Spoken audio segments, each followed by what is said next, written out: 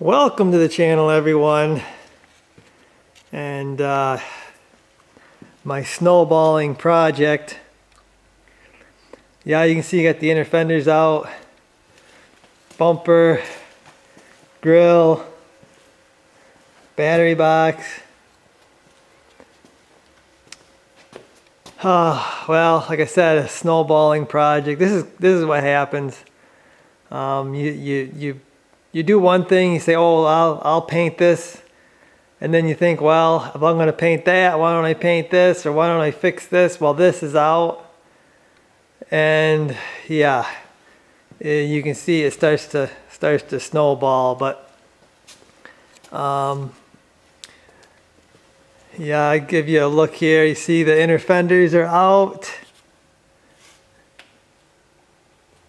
And I'm going to change those.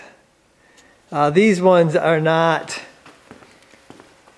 I mean, they're not terrible. I mean, I've seen some Wisconsin stuff that's pretty bad. They got a lot of these like stress cracks and stuff, and a little bit of rot up here. I mean, you could fix that. If you wanted to sit here and do a little bit of work, you could fix that. But I'm just gonna get a new set. I think that'll save me some time. It's gonna cost me some money, but I think it's gonna save me some time. I'm gonna have a nice set of inner fenders. You know, the motor's gonna be sitting right between them. I want something nice. So I'm gonna replace them. They didn't fight too bad. I had to cut a few of these bolts. These are all the bolts from the inner fender. They're just these little bolts like this. I got a new set coming along with the new U bolts or J nuts that go with them.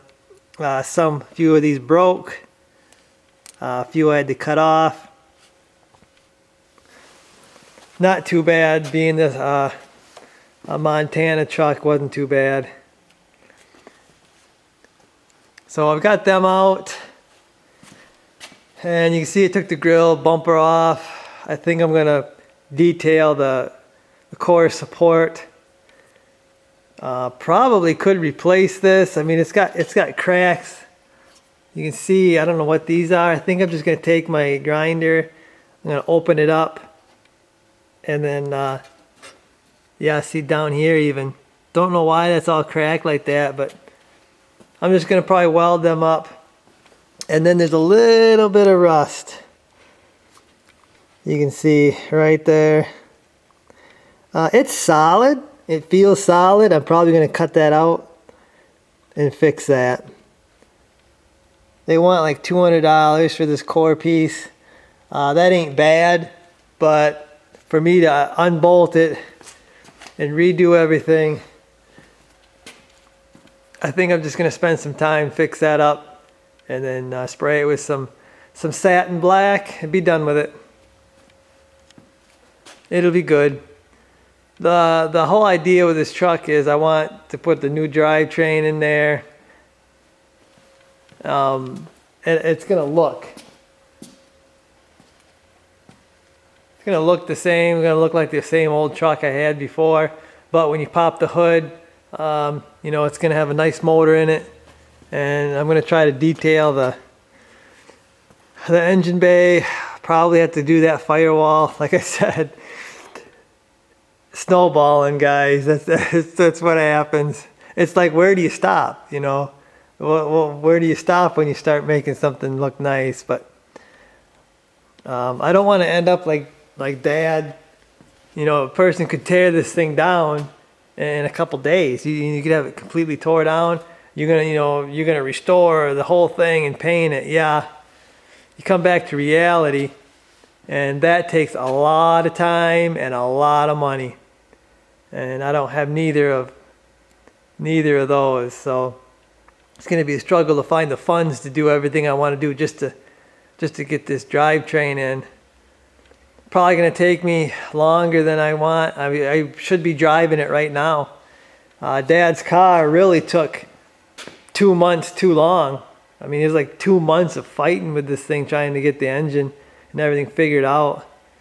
And that's, you know, the 2 months I needed for this. So I got to kick it in high gear because I want to run this for, you know, most of the summer and fall and everything. So yeah, it's, like I said, it's going to be a struggle to get this running again. But the motor, the clutch was making a funny noise.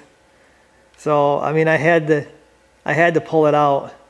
I couldn't keep running. It was gonna blow either the motor up or the clutch or something. I think it might be the bottom end of the motor.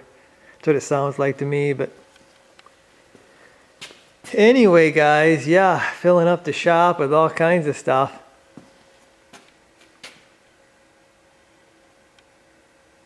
But it looks like the truck looks like it's got bug eyes now. But anyway, yeah, I'm probably gonna do some wiring stuff in here because some of this wiring looks terrible. Probably gonna redo some of that, and that brake booster really should be changed. But problem with that is this has got 4-wheel drums. If I buy a new, you know, booster master cylinder, do I get the for the drum or do I upgrade to the disc? I don't want to do that right now. Yeah, that's where the problems come about. But anyway, guys, here's an update. Little quick update on the old Chevy truck here being tore down.